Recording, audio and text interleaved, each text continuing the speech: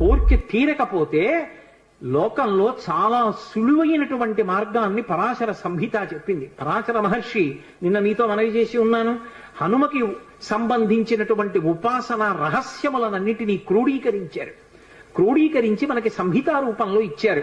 అందులో చెప్పారు శ్లోక రూప మంత్రం. అది మంత్రం అయితే మళ్ళీ అందరూ చెప్పడానికి సావకాశం కలగచ్చు కలగకపోవచ్చు, ఎందుకంటే స్వరభేదం ఉంటుంది. కానీ అది శ్లోక రూప మంత్రం.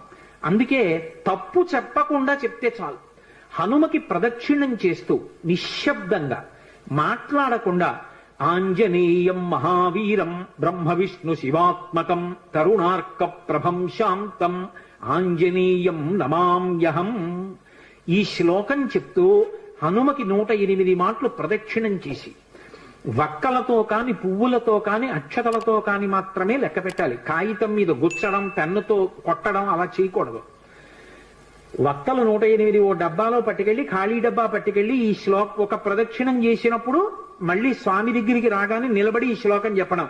ఆంజనేయం మహావీరం బ్రహ్మ విష్ణు శివాత్మకం తరుణార్క ప్రభం శాంతం రామదూతం నమామ్యహం అండం. ఆ వక్క తీసి పక్క డబ్బాలో వేయడం.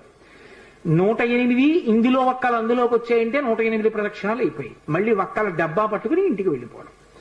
హనుమ యొక్క ప్రదక్షిణముల చేత ఆయన అనుగ్రహంతో ఎటువంటి కోర్కెలను కూడా ఆయన తీర్చగలిగిన శక్తి కలిగిన వాడు అని అనుభవించిన పెద్దలు చెప్పిన మాట.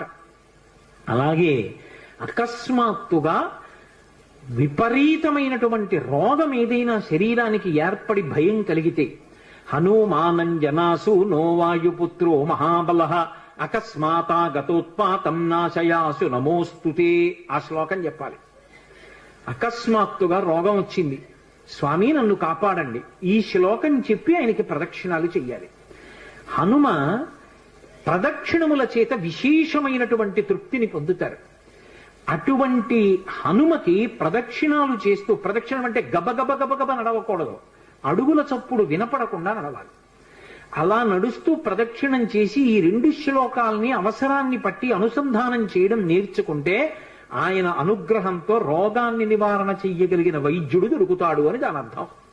ఆయన అనుగ్రహంతో రోగం పోతుంది. 2, ఆయన అనుగ్రహంతో ఎటువంటివైనా, అంటే నా ఉద్దేశం గొంతెమ్మ కోరికలు అని కాదు, నేను అమెరికా అధ్యక్షుడిని అయిపోవాలి అన్న కోరిక కాదు. ధార్మికమైన కోరికలు ఏవి ఉంటాయో వాటిని హనుమ తప్పకుండా అనుగ్రహించి తీరుతారు.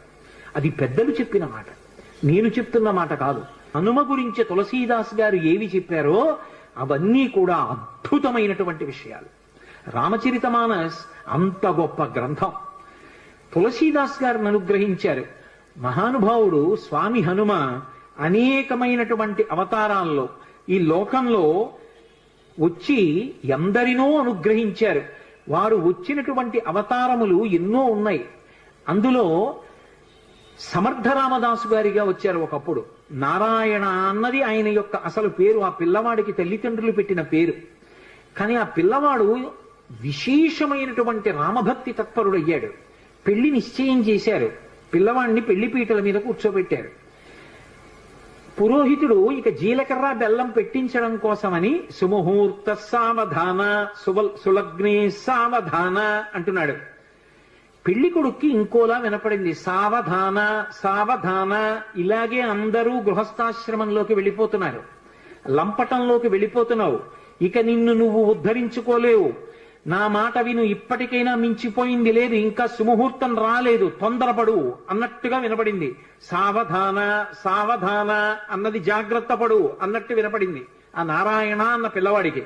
అంతే హనుమ యొక్క అనుగ్రహం ఆవేశించింది. హనుమదవతారం అంటారు సమర్థ రామదాస్ గారు. ఒక్కసారి పెళ్లి మంటపంలోంచి 10 దూకులు దూకి వెళ్ళిపోయి గోదావరిలో దూకేశారు. దూకేసి గోదావరి నదినంతటినీ కూడా ఈది ఆవలి ఒడ్డుకు వెళ్ళిపోయి 10 రోజులు ఆగకుండా నడిచి వెళ్ళిపోయారు అరణ్యంలో. వెళ్ళిపోయి గోదావరి నందిని అనేటటువంటి 2 నదుల యొక్క సంగమ స్థానంలో కూర్చుని నిరంతర రామధ్యానం చేస్తుండేవారు. అంత రామధ్యానం చేసి రామదాసు అని పేరు పొందారు. ఒకప్పుడు బదరీ వెళ్ళారు వారు.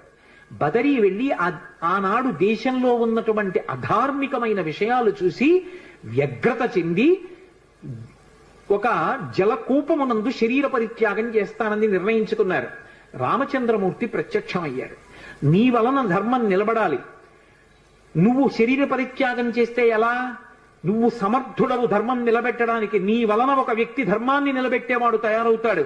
అందుకే సమర్థ రామదాస్ అన్న పేరుతో లోకంలో వ్యవహరించమన్నారు. సమర్థ రామదాస్ అని పేరు మార్చుకుని హిమాలయ పర్వతాల నుంచి వస్తుంటే ఆయనకి హనుమత్ సాక్షాత్కారం అయింది. సమర్థ రామదాసు గారికి దీక్ష ఎవరిచ్చారు అంటే స్వయంగా హనుమ ఇచ్చారు.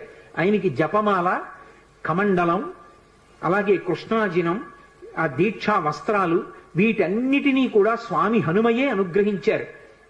ధర్మ సంస్థాపన కోసమని సమర్థ రామదాసు గారు కోదండాన్ని, బాణాన్ని పట్టుకు తిరుగుతుండేవారు. ఒకప్పుడు ఆయన వేదాంత బోధ చేస్తుంటే గోదావరి తీరంలో కొంతమంది బ్రాహ్మణులు వచ్చి ఆయన్ని విమర్శించారు. నువ్వేమో వేదాంత బోధ, పట్టుకున్నది ధనస్సా, చేతిలో బాణమా, ఈ వేదాంతం సత్యమా, ధనస్సు బాణం సత్యమా? వేదాంతం చెప్పేవాడికి ధనస్సు బాణం ఎందుకురా? బహుశా ఈయనకి బాణం ఎక్కువ పెట్టడం కూడా చేత కాదనుకుంటాను, ఉత్తిన అలా బడుగు తిరుగుతున్నాడు అన్నారు. వెంటనే ఆయన బాణాన్ని ఎక్కువ పెట్టి ఆకాశంలో ఎగురుతున్నటువంటి పక్షుల గుంపులో ఒక పక్షిని కొట్టారు. ఆ పక్షికి తగిలేది కింద పడిపోయింది, ప్రాణం వదిలేసి. మళ్ళీ వెంటనే ఈ బ్రాహ్మణులు అందరూ అన్నారు, కట్టుకున్నవి దీక్షావస్త్రాలు, పక్షిని కొట్టాడు ఏ కారణం లేకుండా, ఇటువంటి వాడికి వేదాంత బోధ చేసే అధికారం ఎక్కడుందన్నారు. వెంటనే ఆయన గోదావరిలో నీళ్లు కమండలంలో ఉన్నాయి, ఆ కమండలంలో నీళ్లు తీసి రామనామం చెప్తూ పక్షి మీద తెల్లారు. అది రివ్వున ఆకాశంలోకి ఎగిరిపోయింది.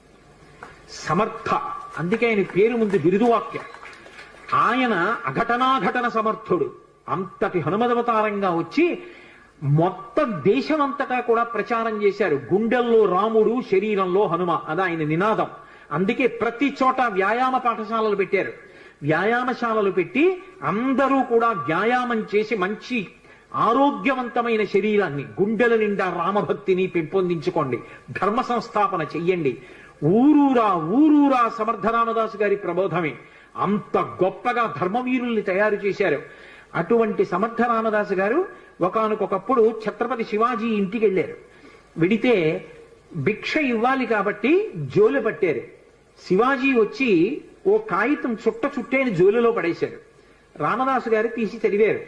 చదివేటప్పటికి తన యావత్ సామ్రాజ్యాన్ని గురువు గారికి అర్పించేస్తున్నాను అని ఉంది.